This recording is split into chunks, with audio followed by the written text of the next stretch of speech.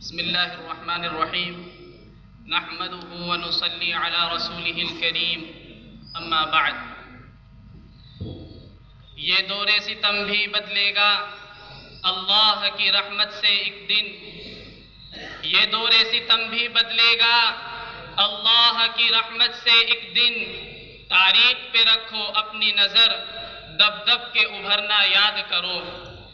جینا ہے اگر جینے کی طرح، مرنا ہے اگر مرنے کی طرح، اصحاب کا جینا یاد کرو، اصحاب کا مرنا یاد کرو۔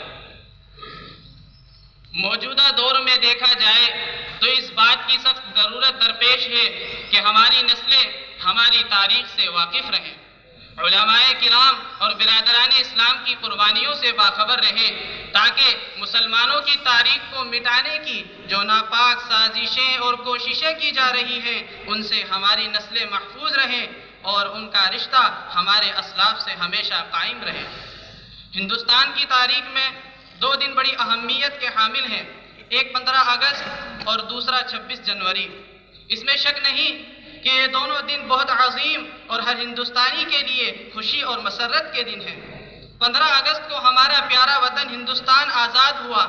آج ہم اس ملک میں چین و سکون کی زندگی بسر کر رہے ہیں، یہ سب ہمارے علماء کرام اور مسلم عوام کی بے شمار قربانیوں اور محنتوں کا نتیجہ ہے۔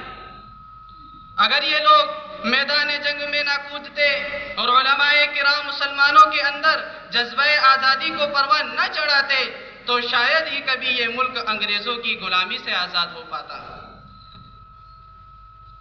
14 ستمبر سن 1599 میں لندن سے ایسٹ انڈیا کمپنی کا تجارت کی غرض سے آنا، جس میں لندن کے 200 سے زیادہ تاجر اور امراء شریک تھے۔ 21 ستمبر سن 1600 میں ملکہ الزابیتھ کا اس کمپنی کو شاہی منشور کے ذریعے سے بلا شرکت غیر ممالک مشرق سے تجارت کا حق دینا، چنانچہ سن 1612 میں اول مغربی ساحل پر بامقام صورت ان کا کاروبار کرنا۔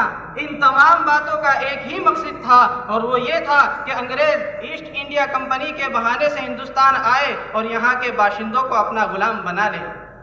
انگریزوں نے رفتہ رفتہ اپنے پاؤں پھیلانے شروع کیے اور ایسٹ انڈیا کمپنی حضرت اورنگزیب عالمگیر رحمۃ اللہ علیہ کی وفات کے بعد اپنے بالوں پر نکالنے لگی، جس کا پہلا سانحہ سن 1757 میں پلاسی کے میدان میں رونما ہوا۔ بنگال کے نواب سراج الدولہ کی فوج کو میر جعفر کی غداری کا شکار ہو کر ایسٹ انڈیا کمپنی کے مٹھی بھر منظم فوج کے ہاتھوں ہار کا منہ دیکھنا پڑا اور بکسر کے مقام پر 1764 میں انگریزوں سے زبردست جنگ ہوئی، جس کا نتیجہ یہ نکلا کہ مغل بادشاہ شاہ عالم اور نواب اودھ شجاع الدولہ کو شکست ہوئی اور بنگال سے اودھ تک انگریزوں کی حکومت مستحکم ہو گئی۔ سارے ہندوستان پر قبضہ کرنے کے بعد اب ان کی نظر دہلی پر پڑی، جہاں مغلیہ حکومت کا چراغ ٹمٹما رہا تھا۔ سن 1803 میں انگریز دہلی پر بھی قابض ہو گئے۔ ان حالات میں شاہ ولی اللہ محدث دہلوی رحمۃ اللہ علیہ کے فرزند ارجمند شاہ عبد العزیز رحمۃ اللہ علیہ نے ایک فتویٰ صادر کر کے ہندوستان کے دارالحرب ہونے کا اعلان کر دیا اور مسلمانوں کو آزادی ہند کے لیے آمادہ کیا۔ حضرت شاہ عبد العزیز رحمۃ اللہ علیہ کے اس فتوے سے علماء کرام اور مسلم عوام کے دلوں میں غم و غصے کی آگ بھڑک اٹھی۔ اسی دوران سید احمد شہید رحمۃ اللہ علیہ نے تحریک چلائی، جس کا چھوٹا سا قافلہ سن 1818 میں دہلی سے روانہ ہو گیا۔ شہر شہر، قریہ قریہ یہ قافلہ آزادی کی صدائیں بلند کرتے ہوئے رواں دواں رہا، یہاں تک کہ اس قافلے کے بہت سے جیالوں نے اپنے قائد سید احمد شہید رحمۃ اللہ علیہ اور اسماعیل شہید رحمۃ اللہ علیہ کی قیادت میں بالا کوٹ کے میدان میں شہادت کا جام نوش فرمایا۔ آئیے اب اختصار کے ساتھ آگے کی تاریخ کو ملاحظہ کرتے ہیں۔ 19 ستمبر سن 1857 میں شاہ ظفر قلعہ چھوڑ کر ہمایوں کے مقبرے میں مقیم ہو گئے تھے۔ انگریزوں نے ان کو گرفتار کر لیا اور دہلی پر پوری طرح سے قابض ہو گئے۔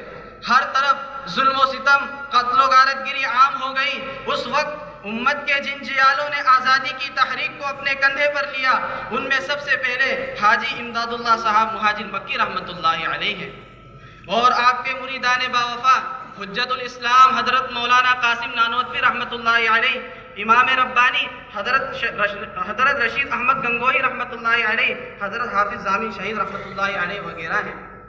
ان کے بعد ان کے شاگردان باوفا شیخ الہند محمود الحسن دیوبندی رحمۃ اللہ علیہ، شیخ الاسلام حضرت مولانا حسین احمد مدنی رحمۃ اللہ علیہ ہیں۔ ان کے علاوہ بھی بے شمار علماء کرام اور مسلم عوام نے اپنے خون جگر سے اس گلشن کی آبیاری کی اور اس کی آزادی کو یقینی بنایا۔ شیخ الہند رحمۃ اللہ علیہ نے تحریک ریشمی رومال شروع کی۔ آزادی کے لیے مالٹا کی قید و بند کو تقریباً 3 سال 2 مہینے 23 دن تک برداشت کیا۔ غرض یہ کہ ہر طرح کی قربانیوں کے بعد آگے بڑھتے گئے، یہاں تک کہ مسلمانوں کے برادران وطن کو بھی شریک کیا۔ مہاتما گاندھی اور دیگر ذمہ داروں کو شریک قافلہ کر کے جد و جہد کی۔ ہمارے انہی بزرگوں اور بے لوث مسلمانوں کی بے پناہ قربانیوں کے نتیجے میں 14 اور 15 اگست سن 1947 میں درمیانی شب ہندوستانی کی آزادی کا اعلان کیا گیا۔ ملی نہیں ہے ہمیں عرض پاک تحفے میں، ملی نہیں ہے ہمیں عرض پاک تحفے میں، جو لاکھوں دیپ بجھے ہیں تو یہ چراغ جلا۔ جیسا کہ اوپر کی تاریخ سے معلوم ہوا، اس دیش کو آزاد کرانے میں علماء کرام اور مسلمانوں کا بہت بڑا ہاتھ رہا ہے۔ اور بھی کئی واقعات تھے جن کا احاطہ کرنا اس مختصر سی تحریر میں ممکن نہیں۔ ہمیں چاہیے ہم ان حضرات کو بھرپور خراج عقیدت پیش کریں اور ان کے لیے مغفرت کی دعائیں کرتے رہیں۔ حضرت مولانا محمود مدنی دامت برکاتہم العالیہ فرماتے ہیں، ذرا تلخیوں کا مزہ لو تو جانے، ذرا تلخیوں کا مزہ لو تو جانے، ہماری طرح دل لگا لو تو جانے۔ پہاڑوں کو ہم نے اٹھایا ہے دل پر، پہاڑوں کو ہم نے اٹھایا ہے دل پر، تم ایک کنکری بھی اٹھا لو تو جانے۔ ستم سہتے جاؤ وفا کرتے جاؤ، ستم سہتے جاؤ وفا کرتے جاؤ، دعائیں دو اور بد دعا لو تو جانے۔ اور سنا ہے تم ہمیں بے وفا کہتے ہو، سنا ہے تم ہمیں بے وفا کہتے ہو، ذرا ہم سے آنکھیں ملا لو تو جانے۔ وما علینا الا البلاغ۔